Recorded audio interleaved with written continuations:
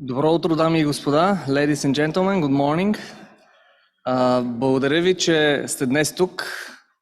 Благодаря на всички наши лектори и гости за това, че днес се присъединихте към Ресурс Юго-Изток 2022 година. Това е второто издание на нашето събитие под шапката на Ресурс платформата в Брюксел.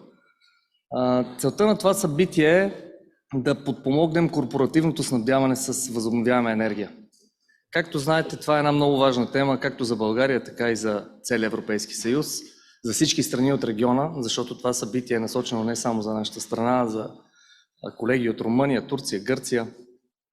И днес имаме много интересни панели, в които сигурен съм ще научим какво се случва в региона, но също така имаме желание и ви призоваваме да използвате кафе паузите, обяда, коктейла в края на деня, за да обменяте контакти, визити, картички с колегите, които са тук в залата с нас. Защото в края на краища целта ни е да правим бизнес заедно, да подпомагаме процесите, които така или иначе се случват и да ги ускорим. Днес, заедно с колегите от Ветроенергийната асоциация, имаме честта да представим наръчник за проектиране, снабдяване и изграждане на фотоволтаични електроцентрали на български език, който е изготвен от Solar Power Europe с помощ и на колеги от България. Искам да благодаря на колегите от Energy и на всички от Апсте, които подпомогнаха всъщност записването на това нещо и издаването му. Специални благодарности на Димитър Цеков и Мариана Янева, които свършиха голямата част от работата, но разбира се, имаше и много други компании и колеги, които участваха. Две от главите за проектиране и за съхранение на енергия са до голяма степен писани тук в София, от което ние можем много да се гордеем. Също така искам да благодаря на колегите от ЕФЕТ, Европейската федерация на търговците на енергия. I'd like to also thank the colleagues from Energy Sofia. They're going to present to you tomorrow the Bulgarian translation of the standard contract on green energy, the model contract. And together with the handbook, this is going to support not only businesses in Bulgaria, but municipalities, government institutions, NGOs, and thus they would accelerate their efforts and implement renewable energy projects as well as clean energy contracts. Without further ado, and some of the speakers will not have much time to stay until the end of the event. That's why I'd like to ask the Deputy Prime Minister, Borislav Sandov, and Milena Stoilova, who is the chairperson of the Bulgarian Wind Energy Association.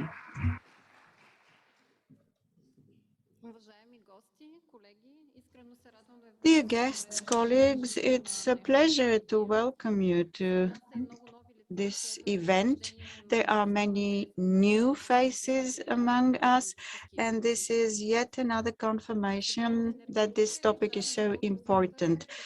The global energy sector and the Bulgarian one, respectively, have been going through a transformation in the last 15 years, and the war in Ukraine and the political situation accelerated this process, as well as the consequences of the pandemic in the last few months were an additional catalyst to accelerate the transition towards a low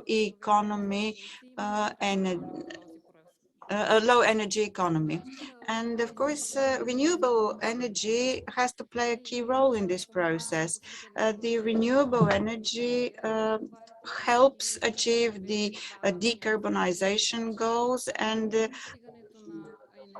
other important tasks, namely energy independence. Renewable energy from wind, solar energy helps us deal with problems of energy dependence and energy supply. Renewable energy has the potential to support competitiveness of the economy. Renewable energy at the moment is a lower share of the total. Looking for new industrial sources of renewable energy and concluding industrial contracts has been going up in the last few years. And the goal is to achieve more stability in energy prices and achieve the goal to decrease the carbon footprint. In Europe, there are bilateral contracts which amount to 26 kilowatt. Accelerated construction of facilities requires changes in the legal framework, adaptation and modernization of the energy grid, building conservation systems, energy conservation systems and storage. In the next couple of days, we're going to talk about that with the participants in this conference. I wish you a fruitful discussion and interesting meetings. And now I give the floor to Deputy Prime Minister Borislav Sandov. Hello and good morning. It's a pleasure to see so many enterprising people in Bulgaria, people looking for solutions, not only for themselves, but solutions which would benefit all of us. And this is exactly what we're going to talk about. When we talk about renewable energy sources, there are at least key important topics we need to touch upon. One is, of course, climate change and the policies we need in order to limit the conventional energy. And when I talk conventional, I mean the energy that was dominating in the last few years. Of course, hydro energy is also conventional, but here I'm talking of fossil fuels. This is the first important topic when we discuss renewable energy sources and the growth of this type of energy. The second topic is the energy independence of the country, because renewable energy is our own local generation. This is energy which we don't import. This energy is not traded on the stock exchange. We just generate this energy locally and use it to meet the needs of the consumers within the country. And thirdly, this is a very positive and important topic, is the economic efficiency of this process, because energy is one of the products which has an impact on all other products and services. So when we can have access to cheaper energy, this is most certainly beneficial to both users, consumers, and everybody else down the line. You know, I'd like to go back in time a little bit and go back 10 years in time. At the time, we didn't know each other. And when taking part in such energy-focused events and discussing energy policy in Bulgaria, we often were confronted with conservative people, people who said, well, this is a small share, you will stay there in your little corner. They used to bring candles and so on. Now we are 15 years down the road and we see this is the best solution. So I personally feel satisfied by the fact that today I can stand in front of you and talk about the same topic, but in a different context, from a different standpoint. This gives me confidence. And I now see that it was not only me that was on the right path, but when discussing these topics we were taking the right decisions in view of the three issues I mentioned earlier. And then now, when an aggressor state, which is at the same time a #1 producer of fossil fuels at the moment, this is the country which in itself, with its own efforts, resulted in accelerating this development, because this topic is not only a topic of discussion, but it is also a way to put an end to the war effort. We know that what we pay to Russia for the fossil fuels is used for rockets which kill Ukrainian citizens, and which weapons are being used in this aggression. So the topic we're discussing today is even broader. It is also a topic that has its implications for peace. Now, a few words on what this government is doing. Naturally, the Minister of Energy, Mr. Nikolov, will talk about these issues in more detail. There are recent legislative changes now which allow much easier implementation of renewable energy facilities. So this is the experience. We need to accelerate this transformation, which is inevitable. But business and consumers should be able to generate their own energy and become prosumers, what in English is the word used to bring together consumers and producers. So we need to accelerate the development of the system, implement more renewable sources, and have more players on the market, including very small ones. Let's say one household with a solar panel on the roof would also take part in the energy system. And in this manner, there would be more generation and more energy for everyone.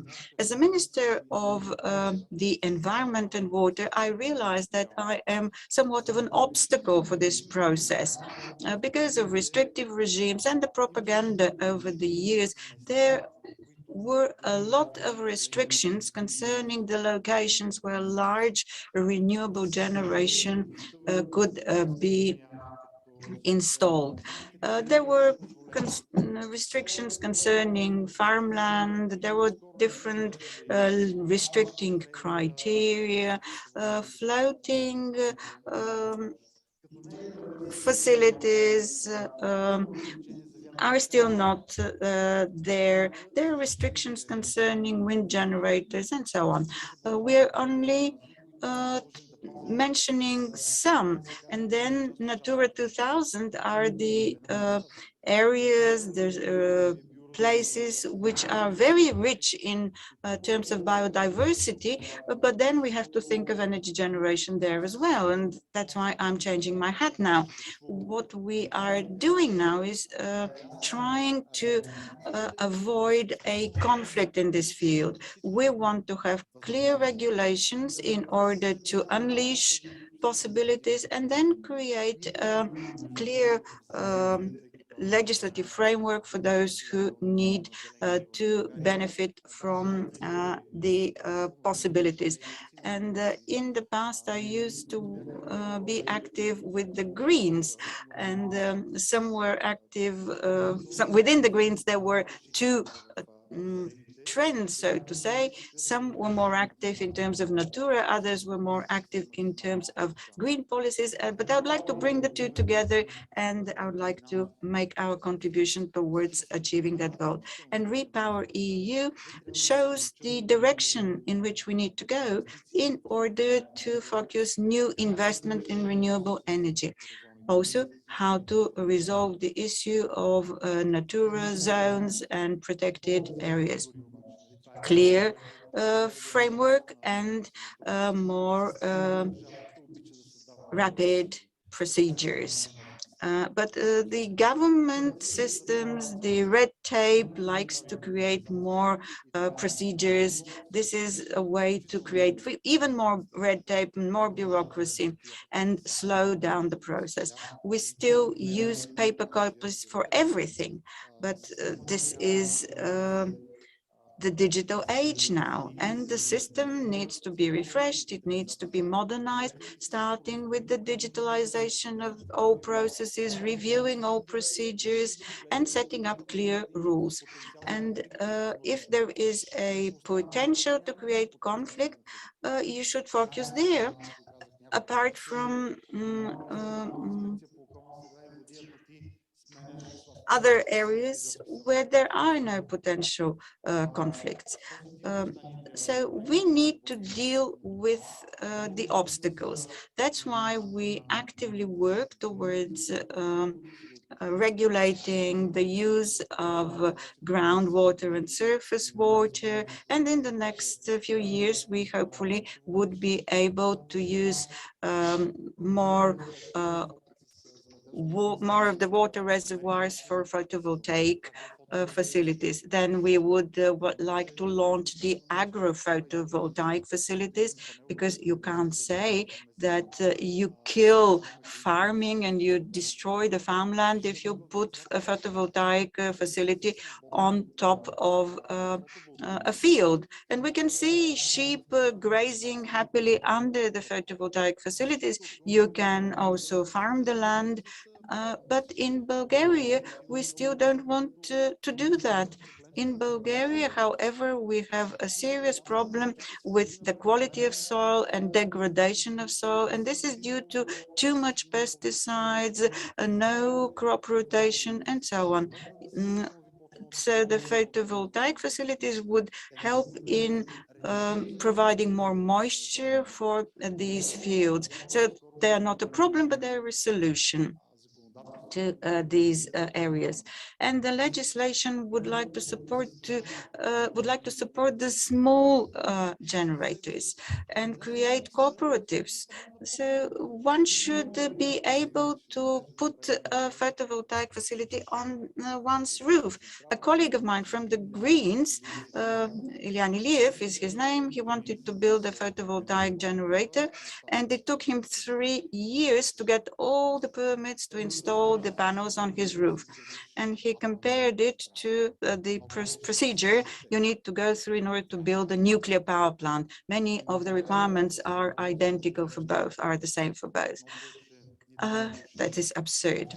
Something else we need to discuss is the offshore wind potential in the Black Sea. We are actively working on this topic. We already have an agreement on that. The Minister of Energy is going to talk more about that. We have an agreement with the Romanian side. I may not have the details. I know Mr. Nikolov will talk about this in more detail. I know we discussed this in Romania, and we have been talking about this within our government as well.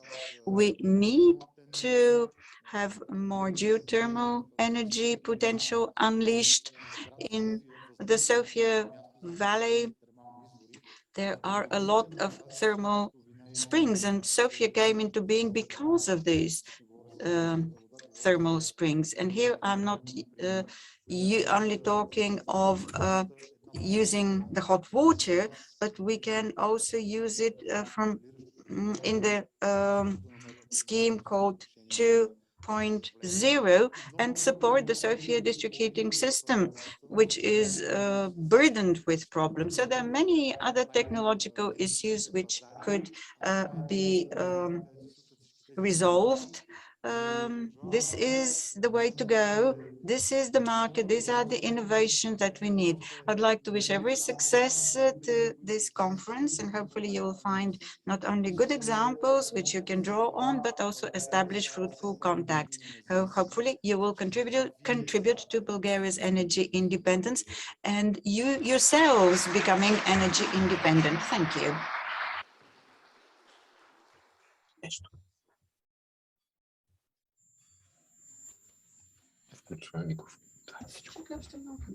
Не, много бървеше сега, стига.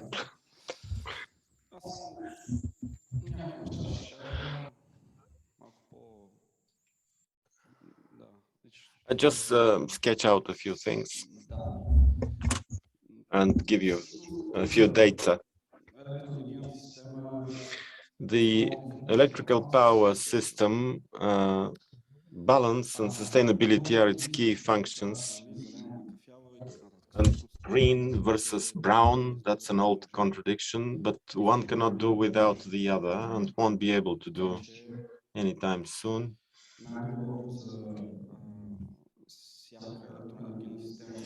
So the best for every electrical system in transformation is to have current capacity to be able to ensure this transition in an effective way.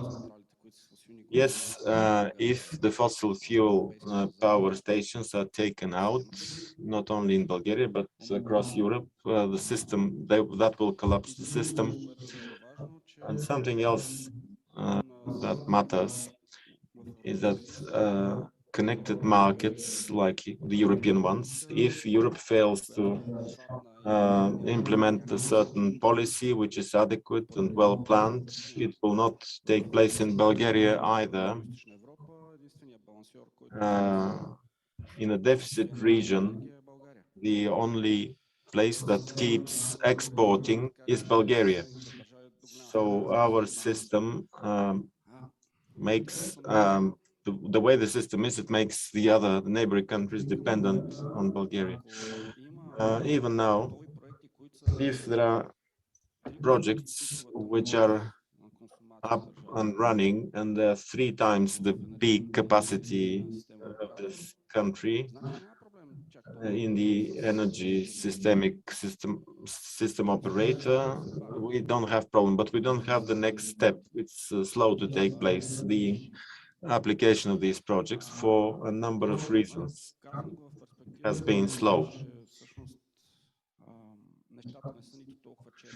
Things are not so dark or so bright. Yes, laws need to change. The territorial act needs to change. In order to implement a project much faster. The best news is that if you put all the variables in a single business case and compare Bulgaria to any other EU member state, we are the best destination for investment at the moment. Unconditionally, if you count all the things like taxation, initial cost for acquiring land, capex, management costs, etc. Profitability in Bulgaria is sometimes multiple times higher than in other countries. Throughout the years, unfortunately, very few people have been able to appreciate the situation and how effective things can operate in Bulgaria. And yes, there have been impediments which have been deliberately put in on the way. Yes, we are the best destination, but we have to see things in the context, because balancing the system and putting new capacity in place takes place from the very start with the specific materials, specific supplies, etc. It's a difficult question whether we want to substitute dependency on an aggressive country for other type of dependency. If you start balancing your system with the so-called batteries, there are different batteries, ion, lithium and other technologies. What do you do with the residual projects? Because some of the cycles will be spent very fast. It doesn't help anybody to evade the difficult questions.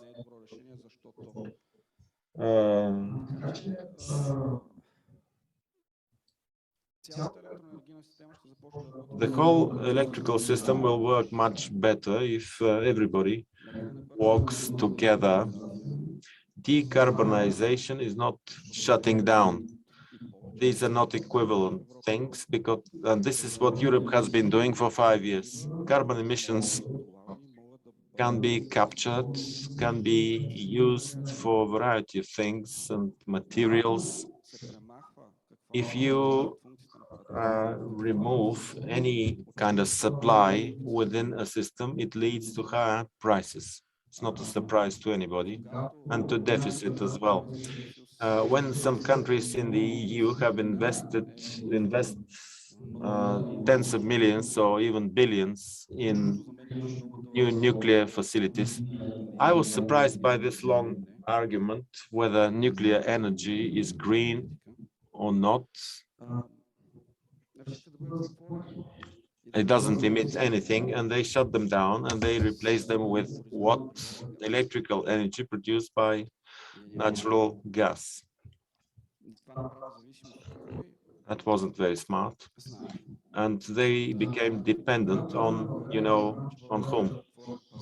Bulgaria is an partially open market, and it's important to trace what happens to the electrical market, what part of electrical power, how it is produced, how it is consumed as well. That's very important, because if they keep pointing the finger at Maritsa Basin as an emitter, as a polluter, carbon emissions have no passport. It's a problem of consumers. If we stop producing, we will have our system in an imbalance. And if we stop our exports, this is impossible. What will happen to the system? It's easy for countries who don't have this kind of production to claim that they're green. Yes, you're green, but whose electricity do you consume? So in a process of transformation, in an inflation environment and war literally at our doorstep, it is hard to get deep enough down the details, but energy production is the foundation of any other industries, and it is within the basket of expenditures for every single person, and it's a multiplier. If you do something reasonable, it provides a huge long-term effect in energy production. I think that if we get a comprehensive picture, yes, the green production can be useful for everybody, and we will have a much more constructive dialogue than it used to be in the past, because it's something useful to everyone. If we manage to utilize all the assets of this country, all the inefficiencies along the way, I think will alleviate. Thank you.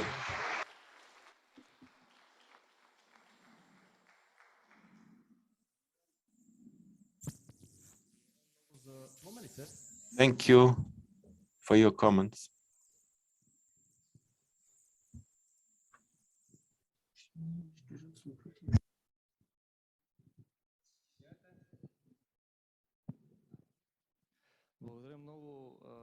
Thank you, Mr. Nikolov. Because we're running behind schedule, just one question to each one of you before we move on to our next panel. What reforms can we expect over the next few months to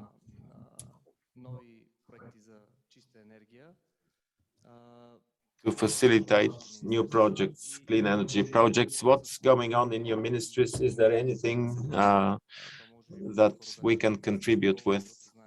This is to you, to the Minister of Energy, Nikolov. These utility scale projects, I know that they are in the pipeline, and next panel we're going to hear from some MPs about recent developments and their expectations.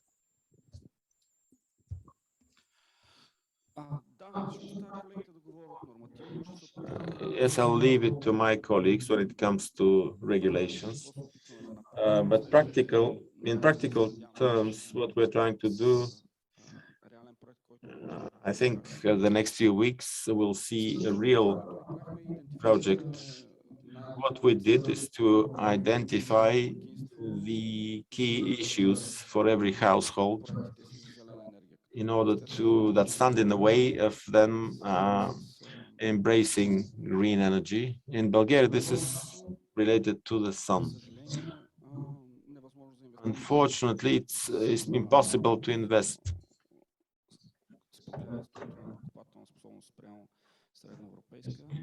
If we see the solvency, if we see the purchasing power of our consumers and our potential investors in solar energy, that's reasonable. That's to be expected.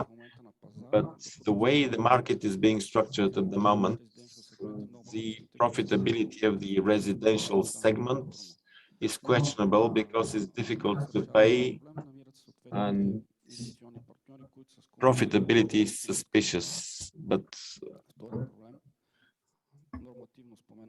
the first, instead of a permission regime, we need to have a motivational regime, which could only be based on certain engineering solutions. But there hasn't been so much communication on these issues. People are unaware. There should be also somebody who executes this. Contractors could do this. We need to give a chance with 2 clicks. Every household in Bulgaria could see where the vacant property is with a roof or an area of land where you can build your project. If this can be done, you get a direct offer from a designer, from a contractor, or from a partner. This should be done with great speed and all the benefits from saved costs, paid prices to contractors, etc. And this will reduce the need for people to be very active, because it's not the business of each individual to go through all the motions. The key part of energy efficiency is how to decentralize the system as fast as possible. And if a high number of households can say, this is my roof, I want to do something on it, they should be able to get a yes or a no straight away. And the bill they're going to have you'll have a certain amount, a certain percentage of savings. They should be able to see that from the very start. Now, this is an objective which I hopefully will take place as soon as possible, because quite a few of you, I guess, travel to northern Greece, and the roofs that you see down there with solar panels. Bulgaria has the same, southern Bulgaria has the same solar activity as northern Greece. So it's the same geography, basically. So in terms of legislation, of regulation, we'll seek partnership with you, the lawmakers, and within the plan for recovery and sustainability, resilience and recovery, I think they will act faster in order to provide better capacity for the inclusion of new producers. Just a few words from me. I think procedures should be easy and clear and digital. This is one of the things we'll be striving to do, and the recovery and resilience plan, within it, we are going to provide set the ground for geothermal projects and offshore wind farms as well. We'll be seeking through technical assistance. There's some regulation to be made. Our parliament should pass certain amendments in order to facilitate households, in order to be able to join the grid. And I'm very keen to see when we talk about power production in Bulgaria, this is like deja vu. I can see that there's some residual things from, with every new energy strategy, greater consumption, greater production was planned, and this never took place. But I ask myself, if all households find their solutions tomorrow, which is technologically viable and economically viable, what do we do with the system? If the other countries start satisfying their needs, meeting their needs at lower prices, so what do we do with this system? So there are quite a few paradigms, contexts in this sector, which we have to see from the inside and then see them from above. In the context, in the proper context, yes, the future is to remove carbon from our emissions, because this is what triggers climate change. Yes, solutions are available, but the key emitters are not actively looking for these solutions and fail to apply them, even if they are available, because the government is less proactive as it should be. And to get rid of the pink spectacles and stop seeing that these traditional sectors, conventional sectors will be forever. And we standard slightly different opinions with Mr. Nikolov. We will have to return 13 billion euro if we fail to utilize them through the recovery and resilience plan. And it will be hard to do if we rely on the idea that in a few years we have the perfect ways to capture carbon from the atmosphere. We have to be serious about it in our actions. If we fail to transform our coal-fired stations, there's no way to utilize 2.5 billion from the transitional fund. If we still burn coal, there is no transition. We will be talking about all these issues. This is a conference focused on renewables, on finding easy ways for households to produce their own energy. So I am certain that you will have a fruitful discussion. Apologies, I will have to leave. My thanks to Mr. Sandov and Nikolov. If you have any quick questions, because unfortunately we're running out of time. We are eating into the next panel. If you want to ask something quick. Thank you.